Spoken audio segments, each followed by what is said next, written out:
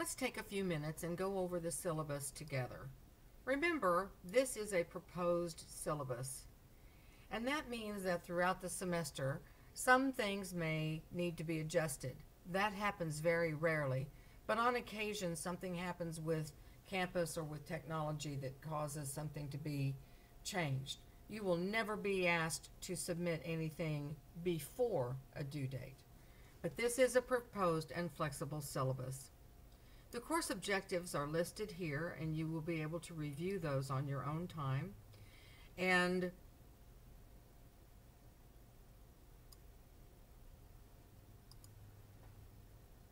the modules will change, and the dates that modules open will change depending upon the number of weeks for the semester.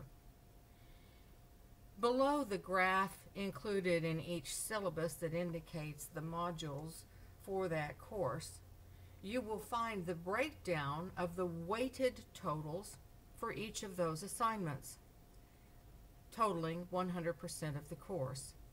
Your final grade will depend upon your final score, having completed all of these assignments. Below are the course learning outcomes, and those come directly from campus. Those are not learning outcomes that I have developed. They come from the district. And so it is our job, you and me, to make sure that each of these objectives are fulfilled. And I am going to do that in a series of creative assignments that will fulfill each of these outcomes. And as you scroll through, you will see exactly how the modules do complete those outcomes. There are some classroom policies that are important, and as you know, key among them is academic honesty. There is no excuse for plagiarism. There is not a possibility for a student to say, well, I didn't know it was copying. I didn't know. That's not a valid excuse. So do take time and carefully read this important information about plagiarism. That said, I would like to let you know that I have not had to report an incident of plagiarism in 6 years. That's right, 6 years. Students, I believe, are honest and want to do the right thing and are taking this course to become better thinkers, to become better educated, to fulfill career goals, and not to try to get away with something. I honestly believe that that's true. Still, it is important that we work together, you and me, and it's just us in this boat, trying to make sure that you get to the other side, that you take responsibility for understanding what plagiarism is so that you can avoid that. Throughout the semester, one excused late submission will be accepted. That can't be a test, you understand that, and it can't be the final essay. I'm sure you understand that. I'm giving you up until the last minute to do the final essay, so it's important that you notify yourself when things are due, and there's a notification on here about that. Discussion boards, you access the discussion boards through the module, and there aren't very many discussion boards, and that's why they're so important.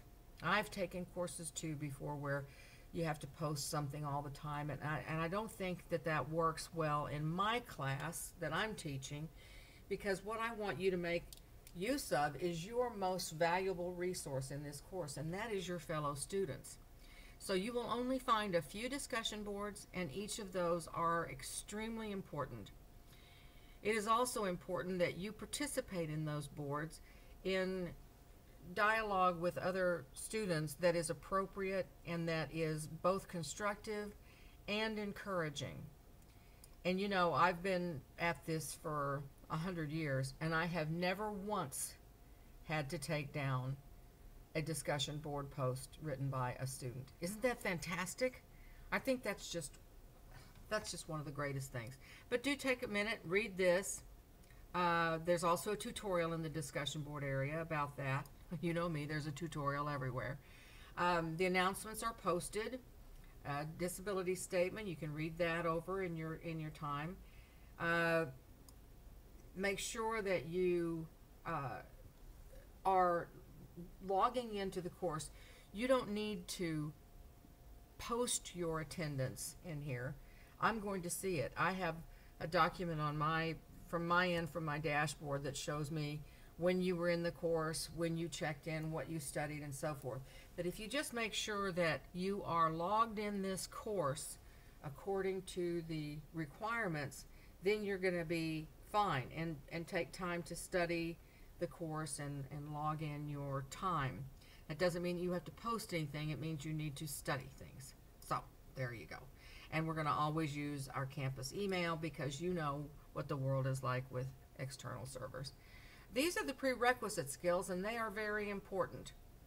These are skills you are already supposed to have been able to demonstrate. Now, if it was me and I looked over this list, my hair would probably catch on fire, because I'd go, oh my gosh. So simply calmly look over this list. If there's anything on here that looks like something that's confusing, or that you maybe need to brush up on a little bit, do that. Go to YouTube and look up a tutorial on that, and get refreshed in whatever you needed to study before the course starts. But those are the prerequisite skills. And this is the formula that the district uses. And that is this. So you want to make sure that you have logged in the number of hours required. So the hours that you need to be in the course should be around 10 per week. So that means you log in the course, you go to areas of study, and you study the course. And that should add up to this. All right? Now, I know different semesters have different numbers of hours, and I don't want you to be too distracted by this. I just want you to remember that this is a formula that ensures that you will study the course. Yes? It's a good thing. All right. The last thing I'm going to show you is the essay format. Any document, that means any document, whether it's a text entry, whether it's an essay or a short assignment, any document needs to be formatted correctly, or that assignment will receive a 0. That includes, in the upper left-hand corner, your name, course information, date, the drafts of the document that you are including for word count. Word count. At the end of the semester, you and I, need to be able to prove that you have written 6,000 words. You will, if you will follow my directives, and we have to account for that, you and I. Otherwise, you won't get credit for those words that you have written. That 6,000 is a fairly soft number, but we want to make sure that we are within that, and I will, and I have planned the course to do that. Under your name, course information, date, and the assignment is this total word count.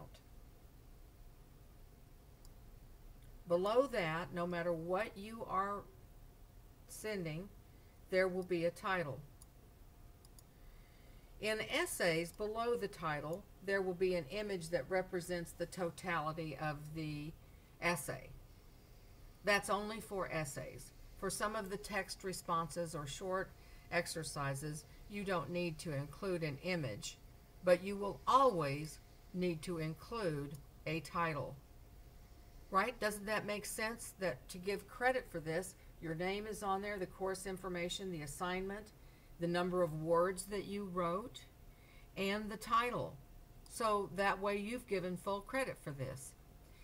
In many of the submissions for the course, a works cited is required, and if that is required, then you will know that from the assignment instructions. When you have time, go over this syllabus so that you can clearly understand everything that's expected, and know that these are the requirements for the course that are expected from the institution. And that concludes this tutorial. Let's get going with the course. From here, it's time to go to the modules and start studying.